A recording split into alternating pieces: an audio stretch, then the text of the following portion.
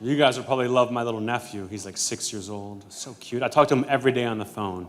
And he's unbelievable. He's got like the greatest imagination ever. He's either gonna be an incredible artist someday, or he really did get molested. There's a specific type of sickness required to do what Anthony Jeselnik does. Tragedy usually leaves people gutted, but this comedian prefers twisting the knife till it hits the bone. And he sure as hell isn't looking for approval. When I was a kid, my friends and I got arrested for vandalizing a graveyard. $10,000 in damages. But we had a great lawyer who knocked it down to criminal trespassing and necrophilia. While the rest of the world is busy offering prayers at a grave, Anthony would rather have sex on top of it, just to see if the mourners have the balls to interrupt him. So from treating the most powerful man on earth like a lamb for slaughter... Donald, you've got a great sense of humor. You've been so happy to embarrass yourself on Saturday Night Live in the casino business. ...to making a whole damn country lose its mind over his jokes. Yeah. But in New Zealand, they got so mad that they were like death threats for me online. Here's proof the Dark Prince of Comedy hasn't felt a single flicker of shame since the 90s. For instance, I never once, not ever, saw my dad hit my mother. I mean, he was quick. You can't teach speed, that comes from him. Warning, if you still have empathy without being rotten to your core, this video is going to feel like a hate crime. And that's exactly why you're going to watch every single second of it. Starting from when he delivered a terminal diagnosis to the future president of the glorious United States of America. And Donald, I'm not even sure if you're aware of this, but the only difference between you and Michael Douglas from the movie Wall Street is that no one's gonna be sad when you get cancer.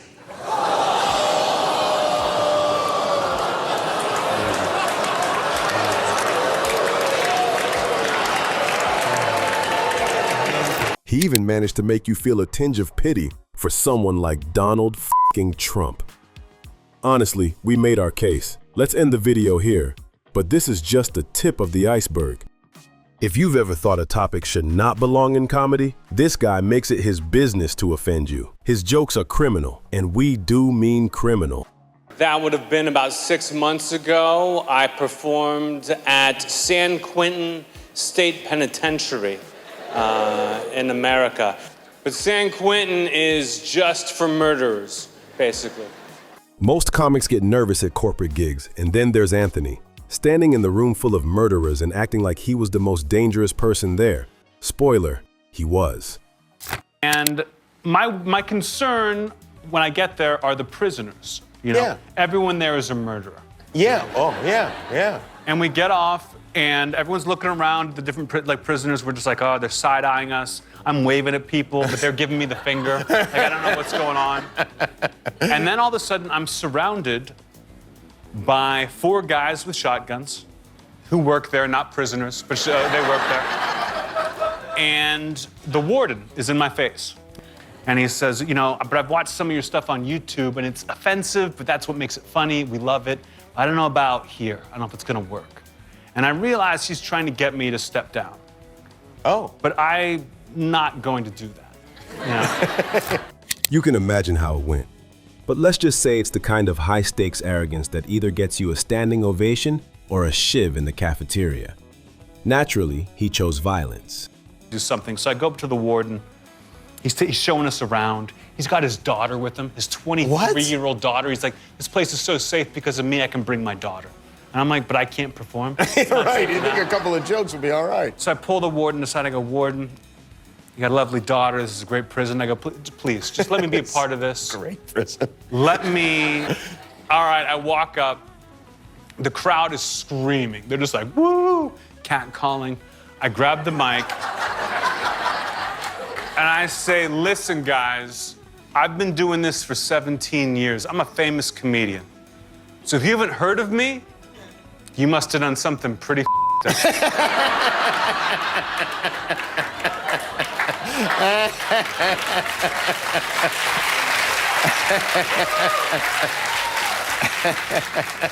The crowd goes crazy. This is exactly what they wanted. Right. The band's laughing, everyone's laughing, my microphone has been cut off. I have broken a rule. Oh. So I drop the mic and I go to introduce the band. Right as I'm about to introduce the band, I see the warden and his daughter. And I think, oh, this is too good an opportunity to pass up. So I yell, and I'd like to thank the warden for bringing us his daughter. You'd think that was enough to make the prisoners go rowdy, but even they couldn't wrap their minds around this guy, who was Anthony frickin' Jeselnik. Even the prisoners feel you've gone too far. Yeah, the prisoners are like, whoa. Hey. I may have killed the guy, but I wouldn't do that. This guy's nuts. We go to run into the van to leave. Someone taps me on the shoulder. I turn around, it's the warden. Oh. He shakes my hand and says, next time you come to town, my wife and I are gonna have to come and see you. And I say, warden, the next time you see me, I'll be humiliating you on television. Hi, warden. After this, the warden just added a new name to his potential prisoners. And at the rate that Anthony's going, he was due to get arrested 5 minutes ago. Just wait until you hear him joking about assault on women. Oh, it's a bloodbath down there. But we don't want you to faint with horror just yet. So before that, here's how he treats mental illnesses. Gen Z's out here advocating for it, and Anthony is making sure you stay nuts. One of my next door neighbors is a 90-year-old man suffering from Alzheimer's. And every single morning at 9 a.m., he knocks on my door and he asks me if I have seen his wife. I have to explain to a 90-year-old man suffering from Alzheimer's that his wife has been dead for quite some time. But to be honest, it's worth it just to see the smile on his face. This is still him at his most tame. He even goes into unspeakable territories, including harming yourself. Seriously, he's got a whole set critiquing the logistics of self-deletion like he's a judge on America's Got Talent. Because what else you got? Doctor-assisted suicide? Get that weak shit out of here. Kidding me? Teen suicide? Teen suicide, no. College is important. I'm all about... On a serious note though, it's always humbling to hear about people taking their own lives. It deserves to be handled with respect.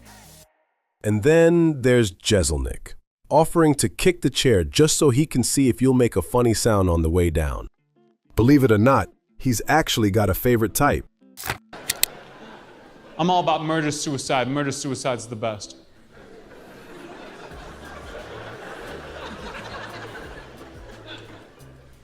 You guys seem like you don't believe me. That's okay. I'm a pro. Watch me sell this. You hear your friend Jeff just committed suicide. Your only thought is devastation. Oh my God, what could I have done to save my friend Jeff?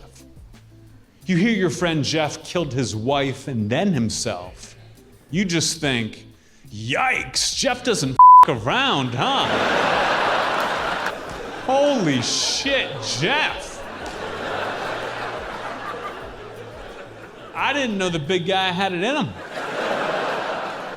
Jeff was a boss. He wasn't cleaning that shit up. Enough to make even the Grim Reaper sweat. But as dark as this is, his favorite comedy topic is actually much closer to home, his own bloodline. When I was a kid, my family used to move around a lot. But now they're all fat as They say blood is thicker than water. Anthony thinks blood is just easier to joke about once it's spilled. His comedy brand is infamous for weaponizing his family, like his brother. We just found out my little brother has a peanut allergy. A peanut allergy, which is very serious, I know. But still, I feel like my parents are totally overreacting. They caught me eating a tiny little bag of airline peanuts, and they kicked me out of his funeral. Or his sister and her unborn child.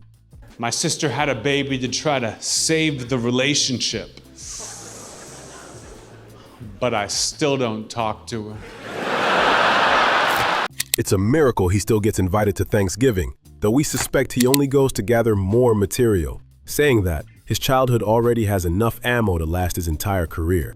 And I think like a lot of guys, I'll never forget the one time I saw my dad's penis. I said, "Dad, don't text me shit like that." We are just getting started, but it's obvious that we love what Jesse is doing right now. And if you want more content like this, please do like and subscribe so we can continue to share the love. Sure, your emotionally unavailable, sexually available dad is a menace, but you can never be happier about him than Anthony. Earlier this week, I received the single greatest phone call of my life. And then just 5 minutes later, I got another call telling me that my dad is in the hospital. I said, "Yeah, I just heard." But pay attention to the way he talks about his mother. She's been cursing the day she reproduced him. Now, my mom did her very best. Unfortunately, she was also a terrible person. Like my mom for most of her life, and this is true, my mom for most of her life was a Holocaust denier. Until finally, a couple years ago, we had an intervention. And we had a rabbi come into the home, had him walk her through the history of the Jewish people. And then he made her watch Schindler's List. And after that, my mom did a complete 180. Now, she can't believe it only happened once. Of course, he gets his fair share of criticism for joking about a tragedy like the Holocaust. Years ago, when a very drunk girl, and always very drunk, ran up to me. She screams out, "You should never make fun of the Holocaust." And I said, "Why?" "You know, just to be a dick." And she says, "Because I lost family in the Holocaust." And I said, "Well, you don't look Jewish." And she said, "Listen, ass, there are certain lines you're not supposed to cross. Certain boundaries you're never supposed to push." And I said, hey, I just gave you a compliment. But nobody has it worse than his girl. That poor girl needs an exorcism after dating Anthony. The trouble is, she doesn't believe in religion, even when she clearly witnessed a holy miracle. My girlfriend's got like the greatest story behind why she's not religious anymore. So when she was a kid, like 12 years old, her parents nailed a 25-pound crucifix to the wall right above her bed. About 2 weeks later, in the middle of the night, the crucifix falls off the wall and leaves a 2-inch gash in the back of her dad's head. Shame, he's making fun of the crucifix. Oh, hold your crosses. Jeselnik has always been an equal opportunity blasphemer. No religion will be spared here. They're not known for, but Muslims do have a sense of humor. For instance, your greeting, Assalamu alaikum, literally means peace be unto you. Is that supposed to be sarcastic? We know there will be nothing peaceful about this offensive takedown. Devout Muslims keep their women covered. Nope. And they don't allow them to drive. Nope. Leave the house alone. Nope. Or go to school. Nope. So would you say that a lot of Islamic practices are just common sense? Please. Today, I feel like you've taught me so much. Do you think I'm now ready to just stand up for a group of Muslims? No. Thank you so much. It's so great to be here doing stand-up for a group of Muslims. How can you tell the difference between a regular Muslim and a terrorist? I have no idea. And that's kind of the problem, isn't it? Even Israelis got roped into it. Because at this point, why the f not? It's an Islamic territory. 2 Israelis and an American walk into a bar. The bartender says, "Hey," and then the bar explodes. Why did the Muslim cross the road? Why? Because he was being relocated by Israeli authorities to make more room for Jewish settlements on the West Bank. That's what makes this joke so powerful. It was part of his Where's Your God Now series, where he clearly warns he's out to see what's offensive. So you're already prepared for the absolute worst. Even Satan sees him coming and goes, nope. After all, when your jokes are too dark for the pits of hell, you've officially beaten the devil and his worshippers. Do you think that more people would accept the Church of Satan if the founder didn't look like Vincent Price after chemo? I think that's part of the appeal, is his diabolical look. Because right here, he looks like a French Bruce Willis. What do Satanism and Red Lobster have in common? Black masses. I'm serious, it's obvious you guys are into black magic because looking around, you've completely made all the black people disappear. You think Jeselnik is pushing the envelope. Many of his critics sure think that, but he wasn't always like this. His usual jokes used to be this. Anthony, this is your type, no? Yeah, she looks like a cartoon of a whore. You took that well. She takes a lot of things well. You know the standard comedy club starter pack, But then his world crumbled to the ground after hearing this particular Louis C.K. joke. Louis had a joke maybe a week after 9/11. Louis C.K.? That's one of the greatest jokes. What was his 9/11 joke? He said, you can tell how bad a person you are, how good a person you are, by how long you waited after 9/11 to masturbate for the first time. And for him, it was in between the first and second tower. The old Anthony died with that, and a dark phoenix emerged from the ashes. Now his humor sounds like this. This is true. My mom actually should have been on one of the planes that crashed on 9/11. I think. Now he's saying the things that flash through the darkest parts of your brain for half a second before you feel guilty. He just does not have the shame filter the rest of us are cursed with. That's exactly what makes him so relatable, and his brand of morbid humor is thriving. Feel the uncomfortable silence? It's not accidental or Anthony getting awkward. No, this is a power move, his secret to owning the room. And people get weird when kids die. Well, that's a fact. Like about a month ago, some kids in my neighborhood are playing hide and go seek, and one of them ended up in an abandoned refrigerator. It's all anybody talked about for weeks. I said, who cares? How many kids you know get to die a winner? He forces you to sit with the wrongness of a horrifying joke until your brain snaps.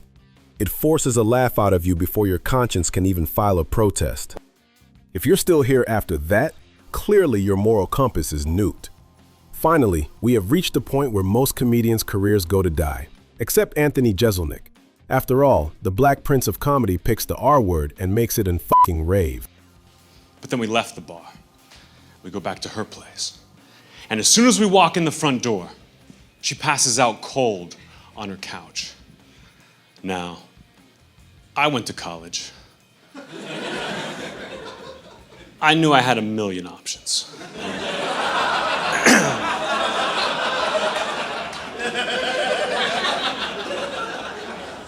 But I'm a gentleman, I'm a gentleman, so I did the smart thing.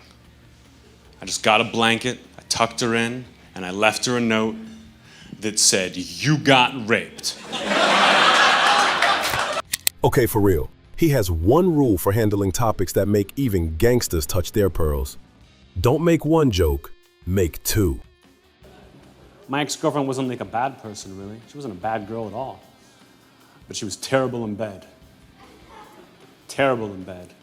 I mean, she would just lie there, screaming, no! That was rape joke number 2, baby doll. Of course, nobody likes him crossing this line. But that's what makes Anthony a master comic. If he jokes about it, he knows how to handle the shade. But my girlfriend now is great. My girlfriend now is almost perfect. And she hates that I tell rape jokes. Hates it. Says, Anthony, how can you make light of something as terrible as rape after I told you that I got raped in high school? And I said, baby, because I don't believe you. There is one specific joke about his mother that was so toxic, even the producers at Conan wouldn't let it touch the airwaves. We'll get to that forbidden fruit in a bit. For now, let's talk about the fruit of the womb. Took my friend to get an abortion. Don't worry, guys. Wasn't my baby. Wasn't important. Yes, I did just say I am pro-choice. That does not mean I am pro-abortion.